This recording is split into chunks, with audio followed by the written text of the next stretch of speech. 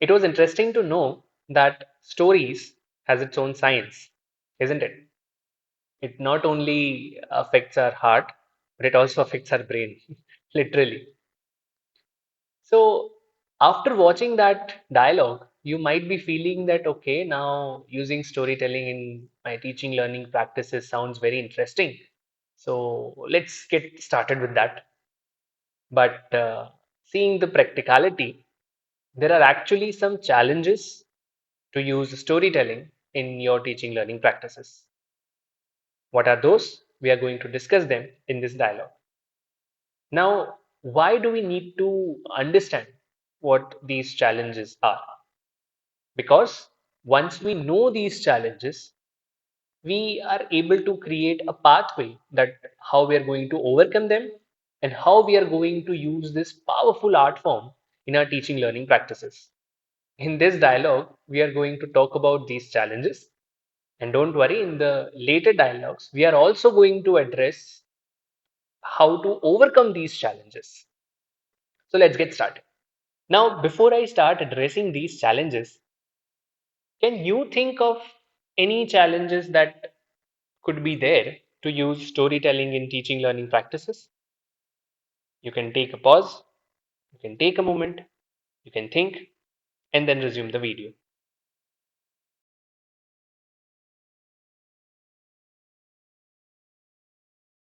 You might have come up with some challenges like writing stories is very creative process and I'm not creative enough.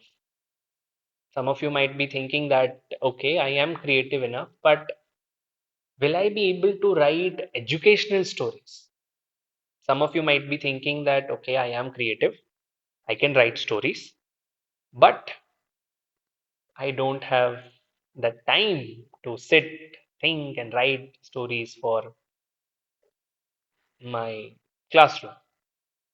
And some of you might be thinking that, will my stories be good enough that it will cover whatever topic I want to teach my students? Well, these all challenges are correct. And every challenge that you might have come up with that we will be discussing later in this video. Now, to make these challenges very clear, I have categorized them into three major categories. One is challenges by surrounding, second, challenges of writing stories, and the third one, challenges of execution. Let's get started with the first one. When I say challenges by surrounding, I mean the challenges that you will face in your personal or professional setting. For example, many of you might have too much of workload. You have teaching and non teaching activities that can be very overwhelming for you. You have a very vast syllabus to cover. And in that case, incorporating storytelling in your teaching learning practices might sound very overwhelming, and you feel that, okay, should I do it or should I drop this idea?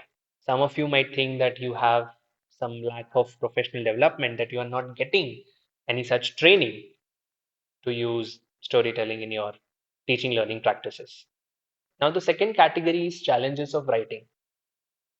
These challenges are more sort of skill based, these are very personal challenges, and also the challenges which you will face when you will start writing stories for education. The first one is creativity. Not everyone is born creative. That is true.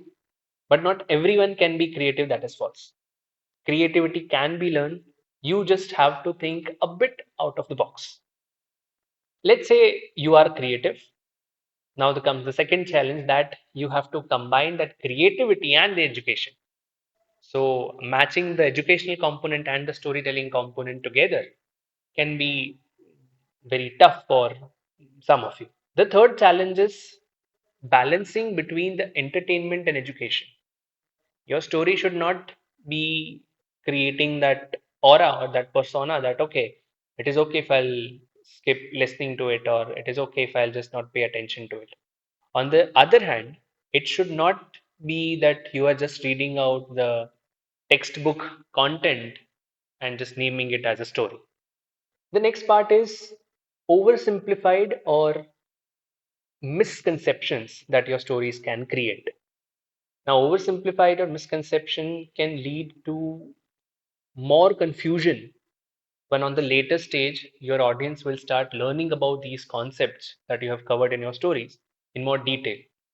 So at that time they might feel that okay, in the story it was like this, but in reality it is like this. So which one is true? So this confusion should not be there because of your stories.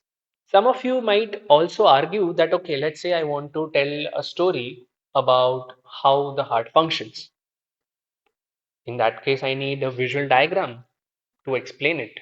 I need some visual representation. How will I manage that? Well, that part also we are going to discuss in this course later on. But you are right, this challenge can be there. How to overcome it, we are going to discuss. Now, let's say that you are creative, you have written a story, it is not misleading, it is not oversimplified, it is picture perfect story. But the problem is your audience is not able to relate to them. Why? Because you don't know your audience. You have to have that personal connection with your audience that, okay, what your audience will like. What are their likes? What are their dislikes? What type of stories they will enjoy? What type of stories they will not like at all? This will come up when you will start interacting with your students about their likes and dislikes in stories.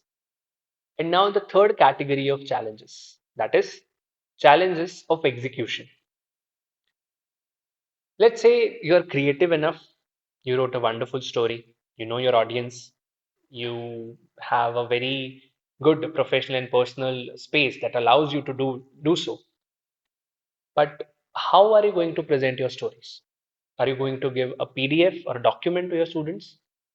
Or are you going to perform your story in your classroom? Or let's say you are going to create a video or a podcast about your story, where let's say you are narrating the story or you have used some animation and graphics and images to tell your stories. How will you execute them?